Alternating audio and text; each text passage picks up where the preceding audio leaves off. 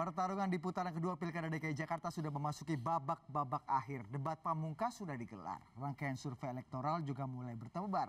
Bagaimana peta dan dinamika terkini beberapa hari jelang hari penentuan 19 April mendatang? Kami akan membahasnya malam hari ini bersama Bang Raja Juli Antoni, juru bicara tim pemenangan Ahok Jarot. Terima kasih Bang Juli, Bang Tony sudah datang di CNN Indonesia. Kemudian ada Bang Alexander Yahya Datuk, juru bicara tim pemenangan Anies Sandi. Bang Alex, terima kasih sudah datang. Selamat malam. Ya, dan kemudian ada Bang Philips J. Vermonte, Direktur Eksekutif CSIS, juga sekaligus Ketua Perhimpunan Survei Opini Publik Indonesia. Kenapa saya perkenalkan juga sebagai Ketua Persepi? Karena kita akan banyak membaca hasil survei nanti Bang Philips. Terima kasih Bang Philips sudah datang. Tapi sebelum kita memulai diskusi malam hari ini, kita saksikan dulu tayangan berikut ini. Debat publik Pilkada DKI putaran kedua, langsung dari Hotel Bidakara Grand Pancoran. Kita sambut moderator malam ini. Pilkada DKI Jakarta sudah memasuki tahap akhir. Pertarungan para kandidat memperebutkan suara pemilih semakin gencar dilakukan. Debat pamungkas yang digelar 12 April yang lalu kembali menampilkan perdebatan sengit tentang gagasan dan posisi para kandidat terhadap berbagai isu permasalahan ibu kota. Konsep kita adalah menata kampung. Dan kita perhatikan, dalam memimpin, membawa hati, gubernur ini bukan sekedar melaksanakan peraturan. Penderitaan rakyat adalah penderitaan gubernurnya. Ini bukan statistik. Ini adalah manusia yang punya hak hidup yang sama di Jakarta. Solusinya, kenapa kita buatkan program perumahan dengan DP 0 rupiah? Saya jujur aja dari tadi nggak menemukan jawabannya. Ini terlalu retorika ya. Ini fakta. Tadi Bapak mengatakan 41% orang nggak punya rumah. Itu kenapa kami ngotot di Pulau Reklamasi. 23, pikir 30 tahun akan datang. Penduduk tambah banyak. Mau tinggal di mana? Rumah gitu mahal. Makanya kami pengen setengah dari pulau itu punya kami DKI. Sehingga kami bisa membangun anak-anak muda, orang miskin, bisa tetap tinggal di pulau. Tapi itu rumah yang kami subsidi. Di sisi lain, berbagai lembaga survei mulai merilis sigi terbaru tingkat elektoral para kandidat. Dinamika juga terlihat dari hasil survei lembaga ini. Yang teranyar, Carta Politika menempatkan pasangan Ahok Jarot unggul dengan angka 47,3% berbanding 44,8%. Sementara beberapa survei sebelumnya, seperti Lingkaran Survei Indonesia dan SMRC, menempatkan pasangan Anies Sandi unggul atas pasangan Ahok dan Jarot. Kendati hasil survei amat dinamis dengan persaingan angka yang cenderung ketat, namun hampir semua survei menunjukkan tren kepuasan yang cukup tinggi atas kinerja petahana. Sementara di lapangan, pertarungan citra dan kampanye negatif juga terus bertebaran hingga hari terakhir. Video kampanye yang dinilai kontroversial, pergeseran dukungan partai politik pendukung Agus Silvi yang terbelah, serta sentimen berbau sara yang masih terasa. Salah satunya insiden resistensi sejumlah orang saat calon wakil gubernur Jarot Saiful Hidayat melaksanakan ibadah salat Jumat di sebuah masjid di Bilangan, Jakarta Selatan. Budi Adiputro, CNN Indonesia. Rasanya hampir 1 tahun kita berdiskusi di sini untuk bicara topik mengenai Pilkada DKI Jakarta. Napas kita udah hampir menuju akhir ini. Mudah-mudahan akhirnya bahagia. Tapi kalau tadi kita istilahnya kalau di Formula One itu debat kandidat itu, debat pamungkas tadi itu final lap sebelum kita menuju garis finish. Kita akan bahas dulu mengenai debat sebelum kita akan bicara mengenai banyak survei yang kemudian bertebaran setelah debat, sebelum debat, dan 1 minggu menjelang Pilkada DKI Jakarta. Saya akan tanya ke Bang Philips dulu. Ini debat terakhir ini menurut Anda seberapa penting dan bagaimana seberapa penting debat terakhir ini kemudian bisa mempengaruhi pemilih dan bagi kedua calon untuk mempertahankan konsistensinya dalam pertarungan ini? Menurut saya debat kemarin itu lebih pada usaha meyakinkan pemilih masing-masing bahwa masing-masing ada di tracknya. Jadi pemilihnya tetap yakin gitu. Karena amat susah untuk meyakinkan misalnya orang yang sudah memilih Pak Ahok misalnya, lalu Pak Anies berusaha mengubah pilihan orang-orang yang sudah memilih Pak Ahok, itu saya rasa susah juga dengan sebaliknya ya. Pak Ahok akan susah mengubah pilihan orang terhadap Pak Anies gitu. Yang mereka perebutkan kan yang 17% suaranya Agus itu. Sehingga di sini yang menurut saya pertarungannya gitu. Makanya kemarin saya lihat dua-duanya agak soft. Karena apa? Karena karakter pemilihnya Agus menurut saya ya sebetulnya ini dua-duanya sudah ekstrim, satu ke sebelah sana, satu sebelah sini. Agus itu ya relatif yang ada di tengah-tengah gitu. Sehingga dua-duanya harus menurut saya, dan kemarin dilakukan kelihatannya, harus mengasih argumen yang lebih soft, tampil tenang, ya kan, tidak emosional, menahan diri dan lain-lain dalam rangka meraih yang 17% ini. Nah, yang 17% ini menurut saya adalah 3-5%-nya itu memang fans beratnya Agus atau fans beratnya SBY atau fans beratnya Demokrat. Yang mungkin nggak mau memilih di antara yang sekarang dua itu. Jadi kira-kira ada dari 17 kurangi 5 sekitar 12% sebetulnya yang diperebutkan oleh Pak Ahok dan Pak Anies. Dan memang ceruknya ada di tengah situ, Bang Philips. Menurut saya rasa secara natural ketika cara yang soft itu juga sangat efektif untuk merebut ceruk tengah itu. Saya kira dari beragam survei gitu kan kelihatannya ada perubahan ya. Apa namanya dari pasca debat itu ya. Misalnya survei yang dilakukan beberapa lembaga yang mengcapture biasanya lewat telepon, misalnya Kompas melakukan dan lain-lain, itu kelihatan ada sedikit dinamika gitu ya. Walaupun tentu kalau dilakukan malam itu juga ketika nonton debat, kalau dalam konteks Indonesia, kalau di Amerika itu biasanya memang ada debat langsung real time ditanya. Tapi dalam konteks Indonesia besok paginya baru orang dengerin tetangganya, oh kok saya pikir yang menang A, kok tetangga saya bilang yang menang B, atau di kantor atau bisa di saling teman, mempengaruhi satu sama lain. Ada goyang-goyang lagi gitu. Nah, ini sebetulnya masih bisa di situ. Oke. Gitu, Kita punya salah satu lembaga survei yang mengcapture tadi kata Bang Philips, bagaimana sih kemudian hasil debat kemarin dalam perspektif para responden. Kita hadirkan di belakang ini survei dari media survei nasional tanggal 13 sampai 14 April di pasca debat, Bang Philips. Terlepas dari siapapun pilihan Anda, menurut Anda siapakah yang unggul dalam debat kandidat pada tanggal 12 April yang lalu? Ahok Jarot unggul 33,7% berbanding 30,9%. Yang tidak tahu ini yang masih galau. Mungkin Anda tadi bilang 12% pemilih Agus Silvi, rupanya kayaknya masih tercapture, masih galau. Apa yang bisa Anda baca dari sentimen seperti ini? Ya, saya kira gini, kalau dalam debat itu juga ada aspek lainnya. Sebetulnya si kandidat ini dia berusaha mengcapture berbagai jenis konstituen.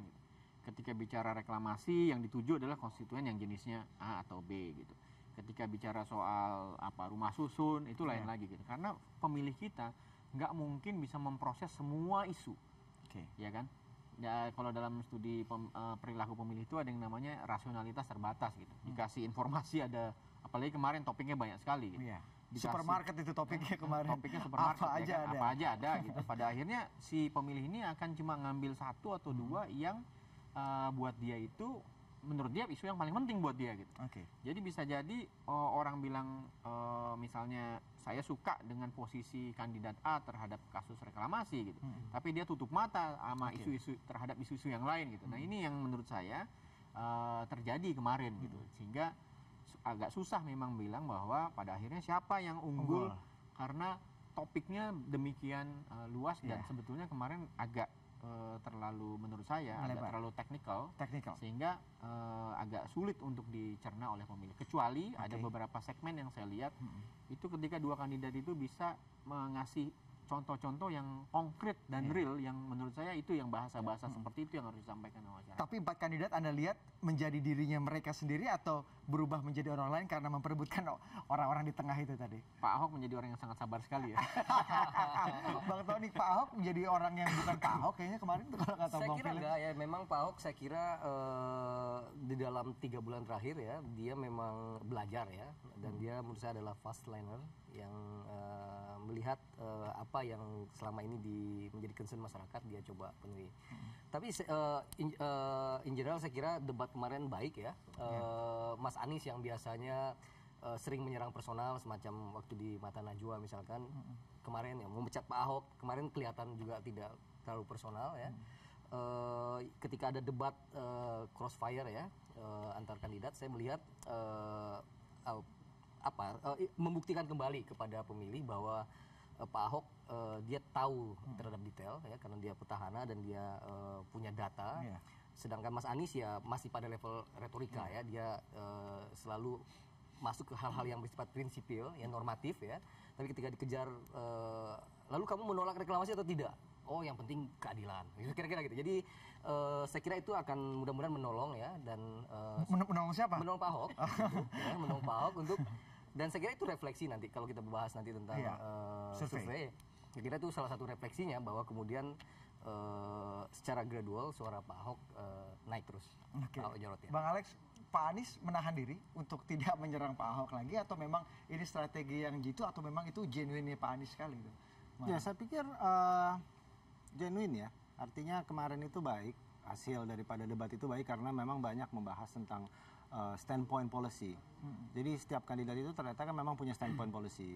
Nah, dari kami memperjelas ulang lagi standpoint kami gitu. Walaupun kita diterpa dengan berbagai fitnah, isu ini dan itu yang tidak material terhadap kondisi Jakarta sebenarnya, tetapi kita tetap konsisten berkacamata kuda untuk bicara tentang standpoint policy kita. Di mana kami berdiri terhadap isu reklamasi clear.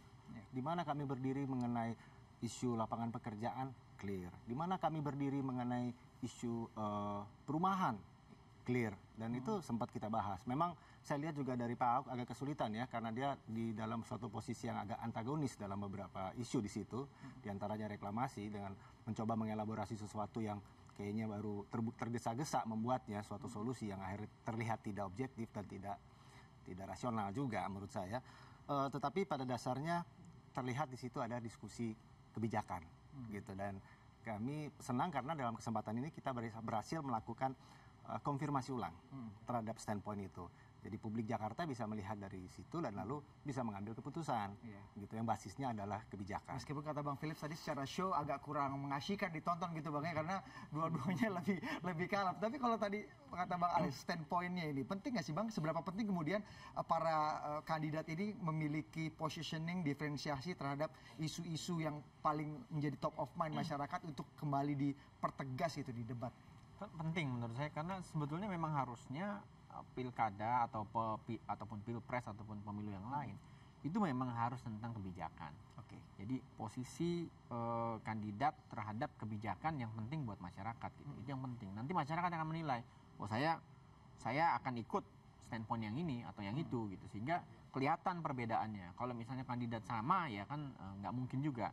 Apalagi dalam konteks yang satu petahana, yang satu penantang gitu, nggak mungkin yang penantangnya sama kandidat. Dan sebetulnya tugas yang lebih berat ada di di penantang, karena ya di mana-mana di dalam setiap pemilihan petahana itu yang lebih punya bahan untuk bicara tentang policy gitu, karena sudah dilakukan gitu. Dan satu lagi menurut saya baiknya yang kemarin itu, walaupun secara show mungkin kurang menarik ya, karena adem dibanding putaran, kalau kita bandingkan putaran pertama kan luar biasa. Tapi menurut saya baik juga kemarin itu. Kenapa? Karena dia tidak membuat kita menjadi panas, sementara waktunya sudah pendek gitu. Bayangkan kalau kemarin itu panas, saling menyerang itu, kemarin pun sosial media pasti datanya teman-teman di CNN juga nggak terlalu ramai juga kan. Iya betul. Gitu ya.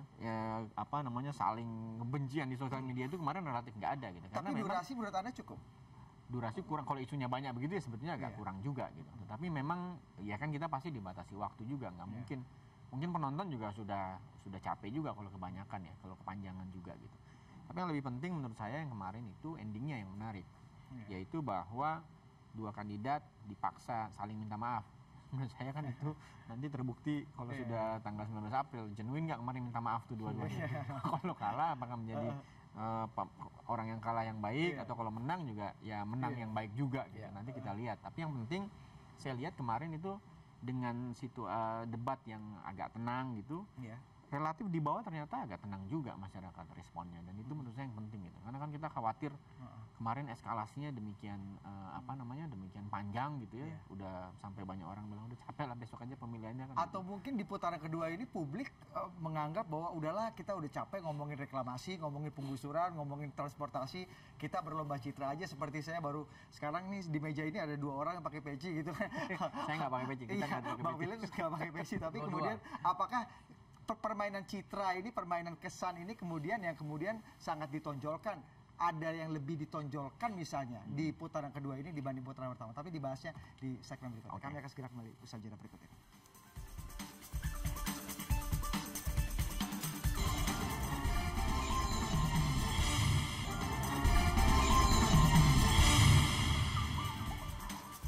Tapi sebelum saya akan tunjukkan bagaimana perkembangan dinamika terakhir dari hasil SIGI berbagai lembaga survei terkait dengan elektabilitas kedua kandidat ini, Bang Philips tadi Anda mengatakan bahwa memang di putaran kedua ini memang seperti Bang Tony gitu misalnya, atau Bang Alex, atau mungkin Pak Ahok dan Pak Anies sendiri lebih mengesankan hal-hal yang di luar program, di luar teknikal pemerintahan, atau lebih bermain dengan citra apa enggak di putaran kedua ini, atau memang perasaan kita aja ya? Ya, saya lihat kalau citra agak susah ya, karena sudah dikuliti gitu sama orang gitu.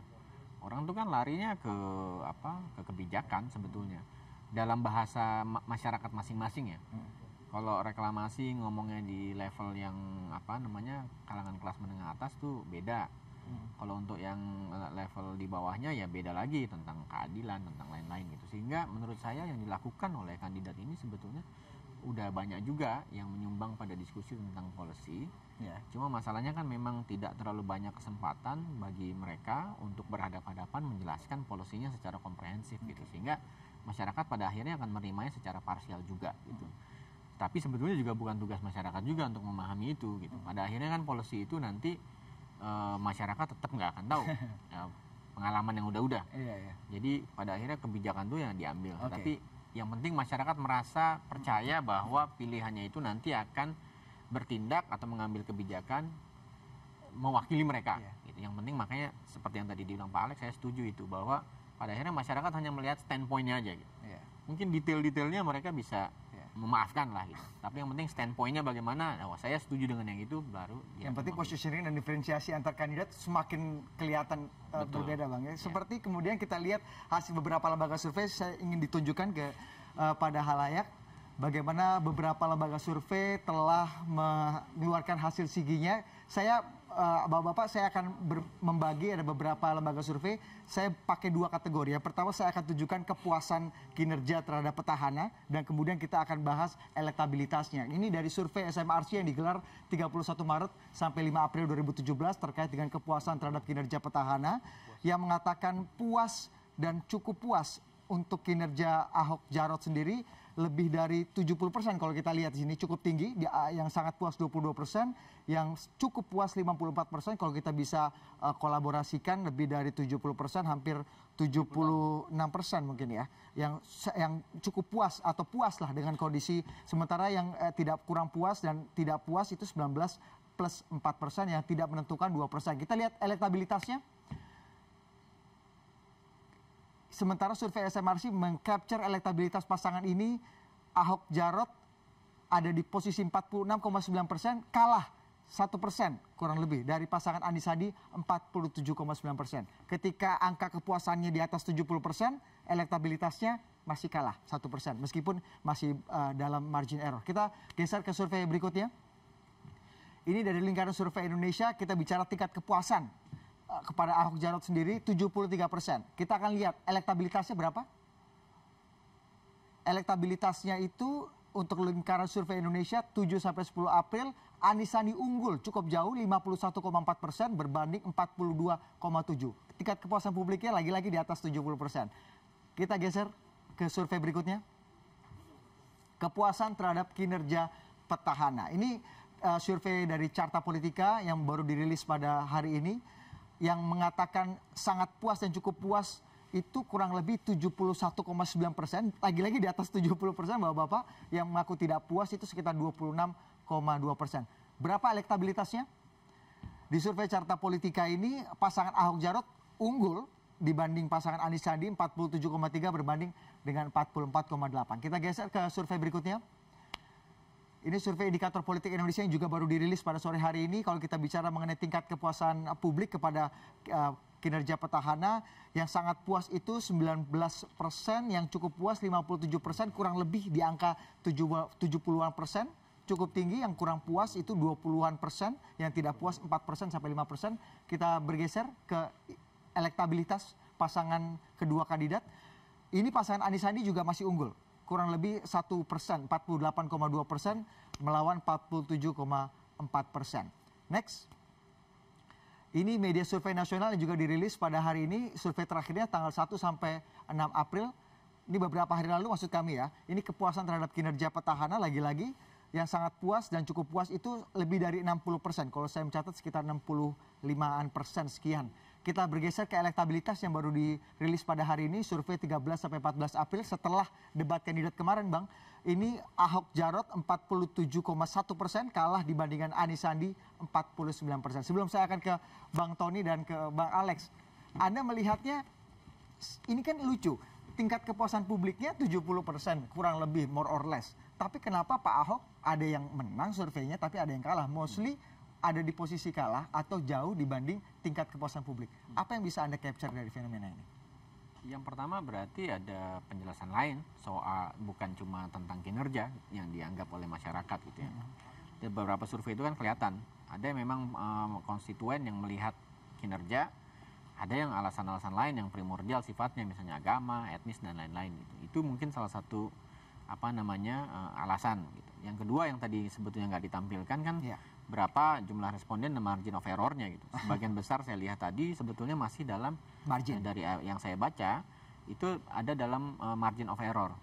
Yang SMRC indikator itu 4,5 dan yang carta politika itu margin of error-nya 4,5%. Artinya apa tuh Bang? Artinya bahwa kalau dia bilang salah satu menang 1%, itu bisa jadi urutannya terbalik gitu. Karena dia mentoleransi 4,5% gitu. Bisa jadi hasilnya itu plus minus plus 4,5% di atasnya atau 4,5% di bawahnya. Jadi bisa terbalik urutannya gitu. Dan karena itu menurut saya sebetulnya survei-survei itu tidak ada yang konklusif. Dan tidak ada yang pemenang. Menurut Anda masih ada di dalam batas itu? Dalam batas margin of error. Tidak konklusif, belum terlalu jelas siapa yang akan unggul kecuali surveinya LSI tadi, DNIJA. Yang udah 8% gitu. Berarti udah di luar margin of error gitu. Tapi dalam hal survei kita kan tetap perlu melihat track record lembaga survei. Mana lembaga-lembaga yang track recordnya prediksinya relatif mendekati hasil akhir. Dicek aja dengan hasil survei-survei lembaga ini di putaran pertama gitu. Jadi untuk menegaskan bagaimana tingkat kepercayaan masyarakat melihat lembaga survei gitu, harus dilihat track recordnya juga. Cuma kan kalau kita kan suka gampang lupa ya, amnesia gitu. Jadi ada lembaga-lembaga survei yang memang waktu survei-surveinya itu tidak terlalu akurat, tapi kadang-kadang masih keluar lagi dan masih dibaca lagi oleh masyarakat. Biasanya itu kalau kata lembaga survei yang tadi Anda katakan itu kita bayar dosanya di quick count. Quick count-nya harus presisi. Boleh surveinya bermain-main tapi kita bayar dosa di quick count. Bang Tony, Anda melihat survei-survei tadi. Kalau kita membacanya publik kan kalau saya suka sama kinerja Bang Tony, saya pasti akan pakai jasa Bang Tony terus. Ini kan saya suka kerja Bang Tony tapi saya nggak pilih Bang Tony. Ini anomali apa yang bisa Ahok Jarot baca? Kalau kita jujur melihat fenomena masyarakat ya, dinamika masyarakat dari putaran pertama, sesungguhnya yang membuat suara Pak Ahok jauh ya, ada gap antara tingkat kepuasan publik dan elektabilitasnya, saya kira memang faktor agama ya dan etnisitas yang memang dimainkan sejak awal ya. Dan menurut saya yang terlewat dari survei tadi adalah melihat trennya ya. Tidak ada slide di sana.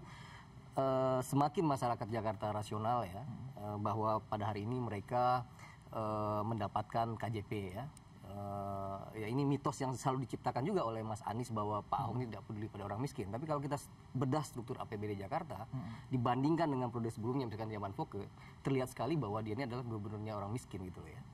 Yang dia melakukan dia selalu mengatakan bahwa dia mengadministrasi keadilan. Contoh misalkan di zaman Foke itu biaya siswa putus sekolah, ketika rawan putus sekolah namanya, itu cuma 32 miliar. Tapi pada saat sekarang menjadi 2,5 miliar yang mengcover 750 ribu anak ya. Itu 750 ribu itu orang miskin tuh ya, bukan anaknya Mas Sandi, bukan anaknya mantan menteri gitu ya. Begitu juga Kartu Jakarta Sehat ya. Dulu orang ke rumah sakit itu takut karena nggak punya DP pasti diusir. Jadi intinya tapi sekarang bawa mereka datang. Nah, sekarang persoalannya adalah mata masyarakat kita tertutup ya oleh isu-isu SARA ya, yang dimainkan sedemikian rupa dari dulu kasus Buniani.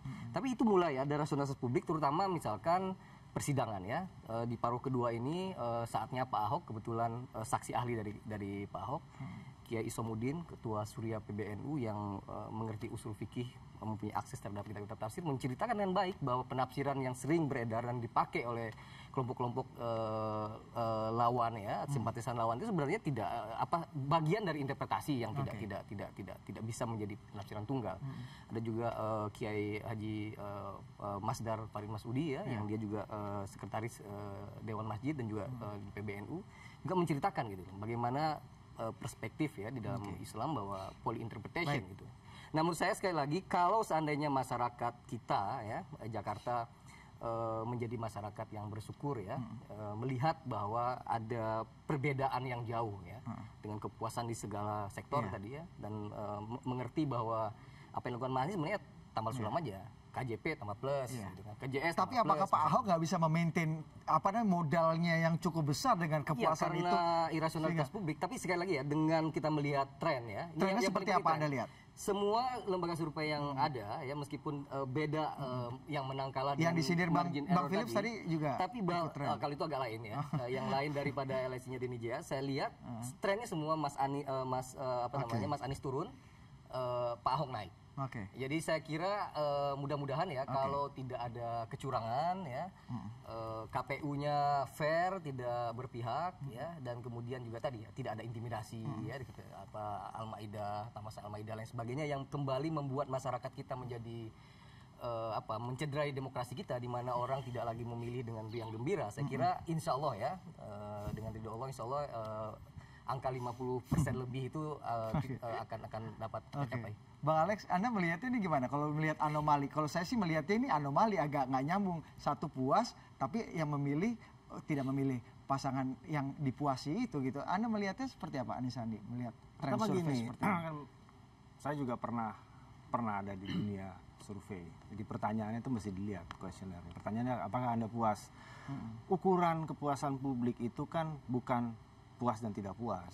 Itu ada skalanya. Bahkan kadang-kadang kalau puas itu kadang-kadang dibikin skala 0 sampai 10. Ya. Kadang-kadang 0 sampai 10. Nah, dia bisa ditaruh di 6, bisa ditaruh di 7, bisa ditaruh di 8. Nah, kalau udah di atas 5 itu dianggap puas. Nah, makanya tadi ada sangat puas, ada yang tidak menengah puas gitu. Cuman internal kami menunjukkan bahwa ada gap besar di dalam policy petahana yang tidak dipenuhi, dan itu impact-nya besar kepada publik. Kedua, di dalam, nanti saya jelaskan yang pertama. Policy ya berarti Bang ya? Ada policy yang bukan soal emosional yang seperti tadi dikatakan Bang Tony. Karena yang faktor kedua itu adalah kami melihat bahwa pemilih yang memilih kami itu yang dasarnya preferensi religi itu di bawah 30%. Jadi orang yang memilih Anies Sandi. Data mana tuh Bang? Data kami. Itu adalah orang-orang yang memilih karena policy. Itu yang terjadi putaran pertama. Jadi ini sekali lagi, ini adalah imaji-imaji yang diciptakan oleh petahana yang tidak lagi bisa bertarung di tingkat kebijakan, karena memang kebijakannya banyak yang salah, dan lalu membawa isu-isu sara seakan-akan. Kenyataannya bahwa kami itu didukung karena kebijakan. Nah, saya kembali lagi ke masalah ini. Ada banyak kebijakan-kebijakan yang tidak solutif terhadap masalah-masalah sosial di masyarakat. Pertama, lapangan pekerjaan. Kedua, masalah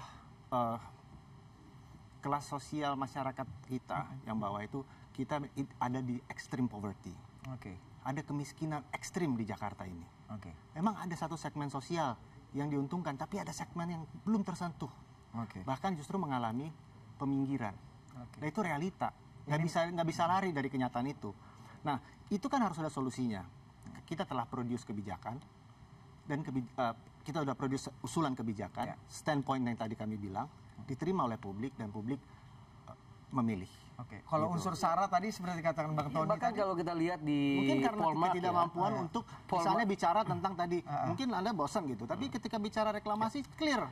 Misalkan clear kalau kita lihat gitu di survei-survei yang ketika bicara bahwa ada lapangan pekerjaan, ada pengangguran tinggi, itu clear kenyataannya begitu. Jadi kita harus lihat bahwa memang ada gap, puas apa enggak. Mungkin dibanding yang sebelumnya ada progres itu membawa kepuasan. Makanya KJP sekali lagi. KJP itu kan juga bukan dari Pak Ahok sendiri. KJP kan inisiasi dari Pak Jokowi ketika dia jadi gubernur. Nah, jadi kita dari situ kita bisa mulai. Kita startnya dari situ, lalu baru kita lihat. Oh, ternyata dari 0 sampai 6 ada progres. Ya, saya puas. Tapi yang sisanya itu gimana? Jadi menurut Anda memang datanya seperti itu, kepuasan semua gitu maksudnya, bukan kepuasan. Bukan, kepuasannya tetap. Tetapi kan skalanya bisa 0 sampai 10. Nah, kalau dia di 6, di 7. Jadi make sense. Ada gap 4, 3 yang masyarakat expect. Kan namanya demokrasi itu kan mencari semakin baik dan semakin baik. Inilah kelebihan demokrasi. Saya percaya ke lembaga-lembaga yang memang tadi memiliki track record yang baik ya. Kalau kita lihat di SMRC, kemudian Carta yang muncul itu ya, ketika ditanya kenapa Anda memilih Mas Anies, pilihan dua terbesarnya adalah yang bersifat emosional. Pertama katanya dia santun, yang kedua adalah faktor agama. Kita punya datanya, boleh ditunjukkan dulu, kita akan bahas ya. Boleh ditampilkan data mengenai alasan memilih, ini survei dari media. Bahkan Polmark yang memang menjadi tim sukses Mas Anies ya, itu juga mengatakan faktor agama itu 43%. Ya. Biasanya Bang Philip bisa mengklarifikasi, biasanya orang cenderung menutupi menutupi jawabannya kalau pertanyaan sensitif itu. Artinya kalau 43% mengatakan karena agama, itu bisa jadi double. Oke, saya akan tanya Bang Philip nanti dan juga Bang Alis. Kalau kita lihat ini survei Median terakhir, tadi Bang Tony mengatakan bahwa alasan-alasan memilih ini juga patut kita breakdown lagi ini. Survei dari Median pada 1 sampai 6 April 2017 mengatakan bahwa ada yang rasional dan ada emosional. Untuk pasangan Ahok Jarot misalnya, sekitar 67,1% adalah yang memilih Ahok Jarot mengatakan bahwa ini adalah pilihan rasional karena alasan-alasan kinerja terbukti, pengalaman, dan masih banyak alasan-alasan yang dianggap rasional oleh surveyor ini. Kemudian yang emosional hanya 18,2%. Sementara itu Anies dan Sandi itu kalau tidak salah, yang alasan kenapa orang-orang memilih pasangan Anies Sandi 31,1% yang rasional karena kinerja terbukti, program-program, dan juga lain sebagainya. Sementara yang lainnya, faktor-faktor emosional itu 60,4%. Bang Alex, ini kalau melihat data seperti ini, kita bisa apa yang kemudian? Ini sangat menarik. Bahwa ini ada kategorisasi rasional dan emosional, tapi ada breakdown-nya. Yang dimaksud rasional, kinerja terbukti, pengalaman. Ya, dan masih banyak lagi definisi ya. Sebenarnya masih banyak definisi nih. lain. Ini kan definisi si surveyor. Lalu emosional, tegas, peduli, seagama, merakyat. Di situ ada merakyat. Di situ ada peduli. Kalau itu ada anggap bahwa itu emosional, fine, itu definisinya si surveyor. Tapi bahwa merakyat, benar merakyat. Apakah peduli? Ya, peduli. Apakah tegas? Ya, tegas. Apakah santun? Ya, santun. Jadi kalau itu yang dimaksud emosional, kalau di logika saya, itu adalah alasan rasional. Memilih seorang pemimpin yang merakyat, itu adalah alasan rasional. Memilih seorang pemimpin yang tegas, punya karakter kepemimpinan yang bagus, dan sekaligus santun, itu adalah alasan rasional. Tapi kalau seandainya surveyor mengatakan bahwa itu kategori definisinya seperti itu, saya tidak bisa gugat. Bukan faktor SARA, jadi sekali lagi, bukan faktor SARA, kedekatan data internal kami di bawah 30% yang faktornya agama. Ya, maksud saya dilihat kalau misalkan kalau ini lebih ini ya, kalau dilihat yang carta saya sempat baca tadi ya. Tapi kenapa memilih sebentar Mas ya? Kenapa memilih Pak Ahok? Pilihannya adalah karena terbukti, kedua tegas. Itu yang paling tinggi ya. Kemudian kenapa memilih Anies Sandi? Ya karena santun, dan kedua agama. Dan angkanya besar sekali gitu loh. Nah, jadi menurut saya ya kalau misalkan Mas Sandi dan Mas Anies ini kan selalu berretorika bahwa dia adalah pemimpin yang pro kebinekaan. Menurut saya konkret kok ya. Kejadian kemarin Pak Jarod diusir dari masjid. Apa pernyataan Mas Sandi, coba dengar. Dia katakan apa? Ini adalah strategi dari tim kami. Bukannya dia berempati dengan melakukan kondem gitu ya, mengatakan bahwa ini tidak benar ya. Betul, tapi dia lakukan. Dia katakan itu. Ada di Detikcom, ada di Kompas ada. Dia menuduh gitu, memfitnah gitu. Bukannya berusaha untuk mengatakan bahwa ini tidak benar loh gitu. Kan the leader itu kan untuk to lead ya. Ngaji tahu bahwa itu nggak benar gitu loh. Tapi enggak gitu loh. Di aksi yang terakhir ya, di aksi sebelumnya ya, dalam di aksi sebelumnya dia mengatakan di aksi sebelumnya ya, misalkan yang sangat rasis ya, mengatakan banyak hate speech, dikatakan apa? Ini adalah aksi yang mempersatukan warga. Gimana gitu loh. Nggak masuk akal antara apa yang dia katakan dengan apa yang intinya kuncinya apa? Bahwa pemilih perbedaan kalau segini Mas, sederhana ya. Ini kita udah selesai kampanye ya, menurut saya. Kalau kita percaya ya bahwa masyarakat kita rasional ya, dan kemudian secara kita adalah masyarakat yang mayoritas muslim ya, kunci pertama adalah kata bersyukur ya. Lain syakartum la azidannakum. Kalau seandainya kita benar-benar bersyukur terhadap apa yang sudah kita nikmati dalam 5 tahun ini, perubahan dibanding 5 tahunnya, insya Allah deh akan diteruskan dengan pemimpinan yang memang sudah terbukti. Kita akan break dulu, setelah break saya akan kasih kesempatan Bang Alex untuk menanggapi. Kami akan segera kembali usaha jeda berikut ini.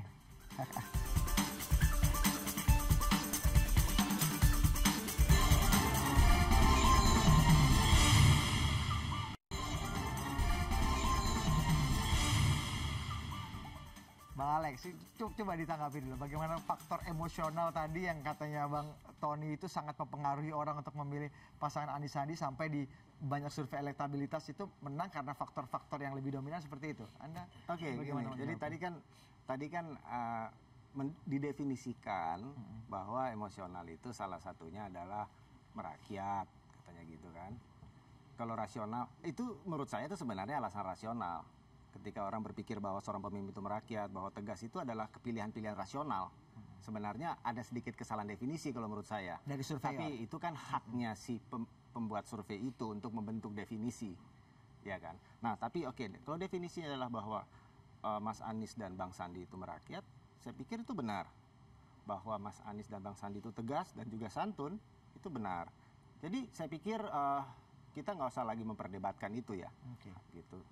Itulah hasilnya. Gitu. Memang masyarakat berpikir seperti itu mengenai Anies dan Sandi. Kurang lebih begitu. Tapi kalau faktor-faktor tadi Bang Tony mengatakan bahwa masih ada isu sara yang kemudian bergejolak di masyarakat, itu suka atau tidak suka itu masih kita dengar sampai hari-hari terakhir ini. Anies Sandi sendiri mencoba untuk ya kalau kita bisa bilang memanfaatkan isu itu atau mengkapitalisasi isu itu untuk membantu secara elektoral. Kita tuh udah selama sebulan ini lebih ya, kita tuh diserang dengan fitnah, berbagai fitnah. Saya nggak tahu. Fitnah apa aja Bang? Misalnya ya macam-macam lah katanya kita jadi karena kita lah ada tindakan ini karena itulah. Jadi saya lihat dari sebelah sana itu selalu merespons kami itu dengan isu itu. Jadi kayaknya kalau diferensiasinya nggak di dunia itu merasa terancam. Karena mungkin di kalau bicara itu pasti dunia teknikal. Di dunia sara tadi itu harus ada diferensiasi itu. Padahal kita nggak ada. Clear kok, kita sangat bineka di dalam Anies Sandi itu. Sangat bineka, sangat bersatu juga dalam kebinekaan itu. Kami sangat Pancasilais, NKRI, Bhinneka Tunggal Ika. Siapa yang tidak gitu. Jadi itu imaji-imaji yang diciptakan agar seakan-akan kami itu tidak, padahal salah. Jadi jadi makanya saya sebenarnya kurang nyaman kalau bicara di situ karena memang kepengennya bicara di situ terus yang sebelah sana. Saya mau bicara di polisi deh, coba sekarang. Anda kan seorang anchor, coba kita mulai bahas polisi. Sudah lewat kemarin debat kandidat dan beberapa waktu lalu kita lewat bahas itu yang lebih esensial, sifatnya edukatif bagi publik. Kita tahu karena mereka publik harus memilih. Tapi kita akan mari membaca kita bahas hari ini Bang polisi aja sekarang. Malam Coba hari kita bicara polisi. Bahas mengenai polisi. Bagus bicara polisi. Tapi malam ini kita akan bicara survei dulu, Bang Philips. Anda mengcapture-nya boleh nggak sih jadi masyarakat melihat apa yang tren fenomena anomali politik seperti ini bisa dianggap bahwa wah ini kayaknya lebih emosional kayaknya orang-orang. Ya boleh aja, cuma masalahnya gini, kalau menurut saya, ini udah sering juga saya sampaikan sebetulnya, kalau misalnya dalam isu policy dalam kaitannya dengan agama ya atau etnis, kalau misalnya banjir, memangnya airnya milih mau masuk rumah orang Kristen atau Islam atau Tionghoa atau orang Padang kan enggak kan, banjir ya banjir gitu, sehingga solusinya adalah solusi yang non etnis, non agama dan teknokratik sekali gitu. Teknokratik gitu. Juga dengan macet semua orang kena gitu. Atau demam berdarah, memang nyamuknya milih kan gitu. Sehingga ada banyak ya orang Padang aja. Sehingga ada banyak isu yang sebetulnya menurut saya boleh-boleh aja dipersepsikan bahwa itu adalah soal berkaitan dengan agama dan lain-lain, tetapi pada dasarnya itu sebetulnya soal kebijakan gitu. Dan ini yang sebetulnya kemarin debat itu sudah mulai mengarah ke sana saya kira. Cuma yang kedua yang ingin saya sampaikan, betul apa yang disampaikan Bung Tony tadi, bahwa menurut saya kedua pasang kandidat itu harus tegas kalau ada insiden-insiden yang mengarah pada fitnah yang disebutkan oleh Pak Alex tadi atau sara yang disebutkan Pak Tony. Jadi dua-duanya harus tegas gitu. Karena saya kebetulan ya lumayan dekat lah sama dua kelompok ini. Jadi ada di WA grupnya yang nomor 3 atau yang nomor 2 saya ada aja. Saya memperhatikan gitu, dua-duanya merasa difitnah. yang pasangan nomor 3 merasa difitnah, yang pasangan nomor 2 merasa difitnah. Jadi saya pikir nih semua kayak hidup di gua masing-masing gitu.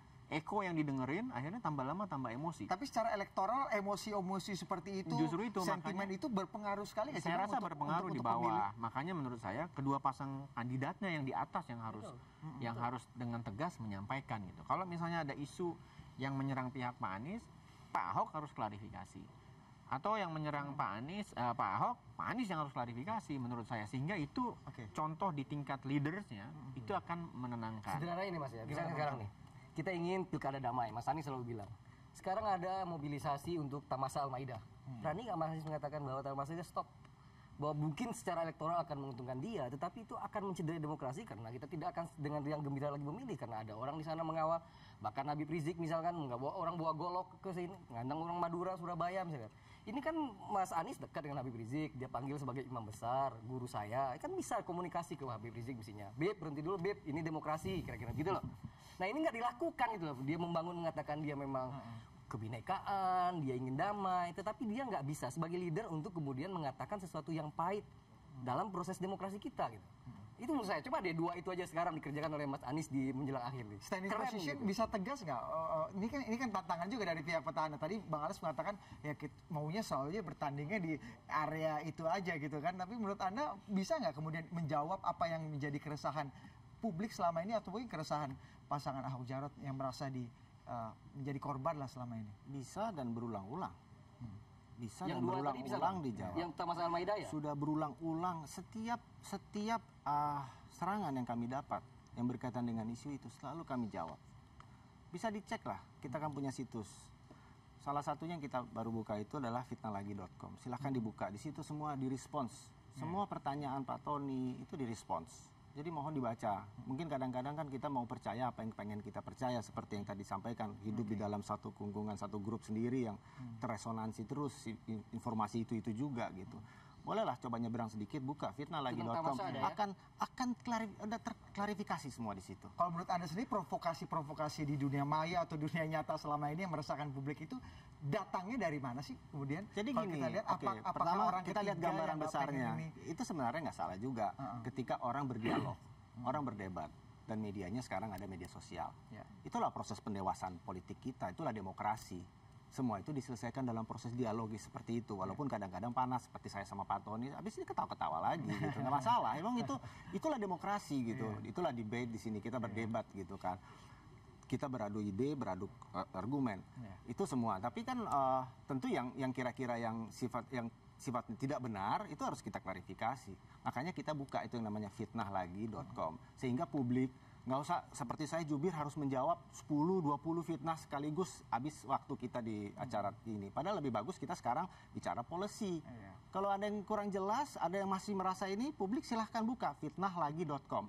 Apa benar Pak Anies begini-begini? Buka fitnahlagi.com. Silahkan dibuka. Mungkin Clear Bang Tony semua. belum bisa Ada search-nya di atas, dipencet search, lalu isinya apa? Apa yang tadi Bapak tanya silakan diketik, nanti akan keluar, oh di sini statement Pak Anies tentang Jadi ini Mas di Anies sini. pernah melarang supaya Habib Rizik tidak membawa orang golok ke TPS.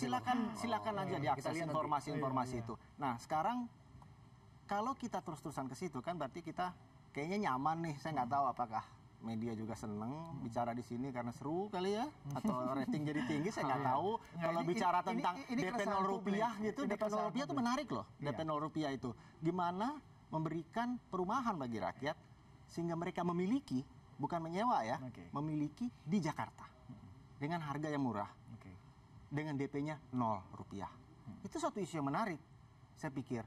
Dan saya rasa publik yang menonton TV semua ini sebenarnya ada di bagian besar dari situ yang kepengen punya rumah.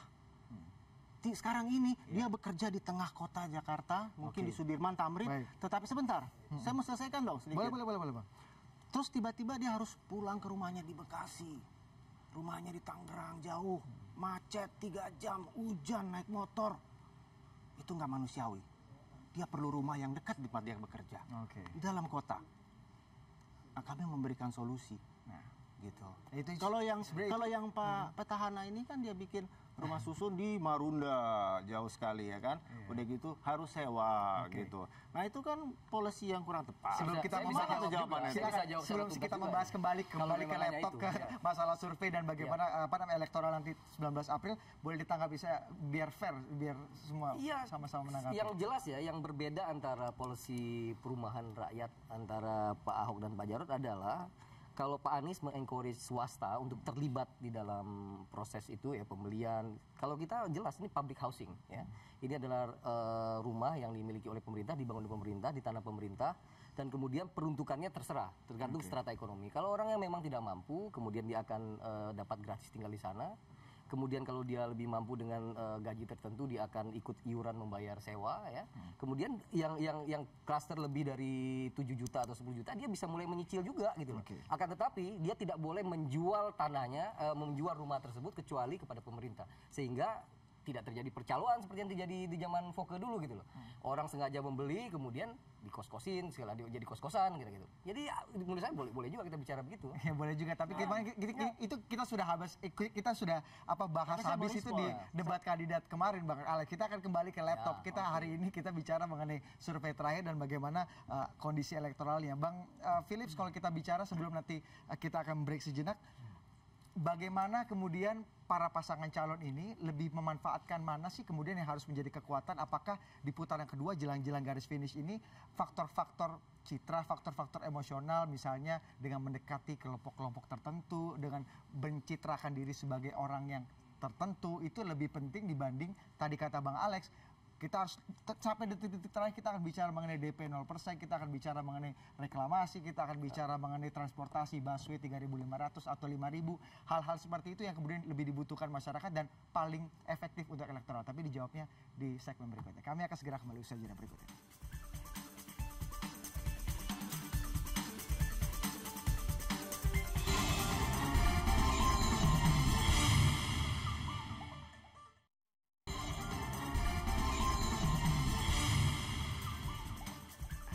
Gimana Bang Philip, pertanyaan saya sampai lupa tadi saya nanya apa.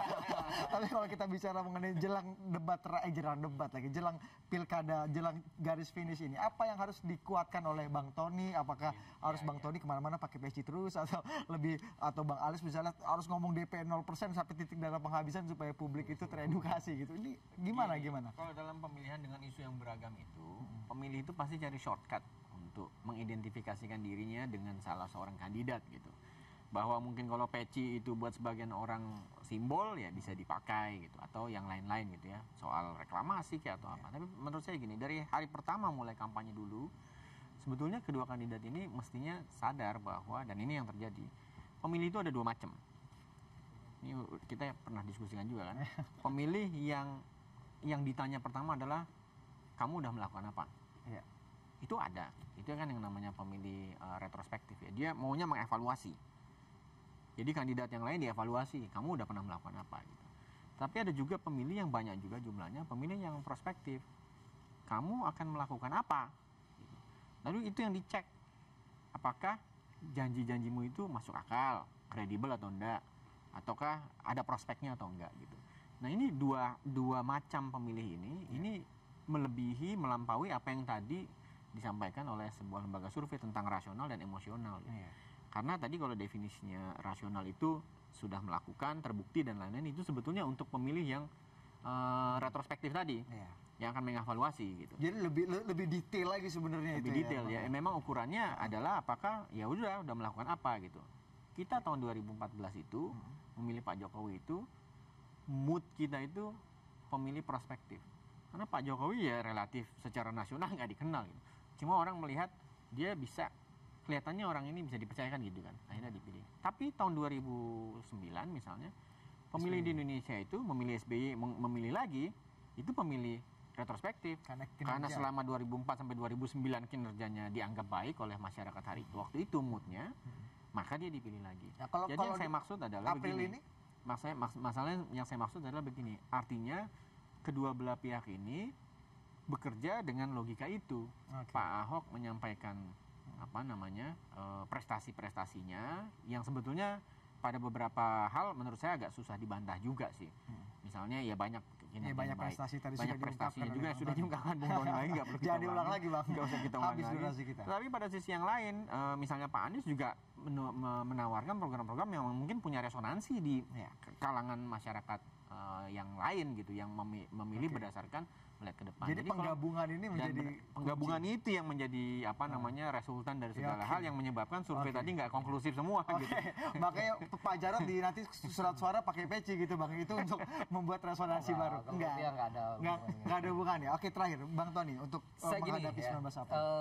Menurut kami dari tim berucap terima kasih ya kepada relawan di bawah ya. Bahkan dulu ketika masa-masa sulit, Denny J.A. bilang kami tinggal 10% elektabilitas kami, tapi kemudian kami bisa finish di 43%. Kemarin kalau pemilu terjadi di bulan setelah pemilihan, kami juga bakal otomatis kalah, udah di bawah 30% ya. Tapi kemudian ya dengan kerja kawan-kawan di lapangan, tren kita naik ya. Kita belum menang, tapi tren kita naik. Tinggal memang hari-hari ini bagaimana kita bisa kembali tadi membuka mata hati ya dan mata literalnya mata ini untuk betul-betul melihat apa yang sudah dikerjakan oleh Pak Ahok, Pak Jarot ya, yang sudah berhasil. Ini adalah gubernur bagi orang miskin ya. Buat proyek reklamasi juga diperuntukkan untuk orang miskin sesungguhnya karena memang jelas ada kontribusi tambahan dan sebagainya yang justru menyusahkan pengembang misalkan ya. KJP ya. Belum ada jaminan kalau nanti KJP akan ada, KJS akan ada. Ya menurut saya itu tadi. Kata kuncinya bersyukur. Kalau kita benar-benar bisa bersyukur, insya Allah kita akan mempunyai gubernur lebih baik dan rakyat kita akan lebih sejahtera. Itu kata kunci dari Bang Tony malam hari ini. Bang Alex, kata kuncinya apa untuk menutup dialog kita malam hari ini? Ya, pertama saya juga terima kasih kepada publik, juga terima kasih kepada seluruh tim. Kita telah bekerja keras. Di awal kita mulai yang katanya adalah yang paling kecil suaranya di awal putaran pertama sebelum ini. Sekarang adalah tim yang memimpin. Sementara klasemen sementara kalau menurut mayoritas daripada survei-survei yang ada sekarang menunjukkan bahwa kami memimpin suara.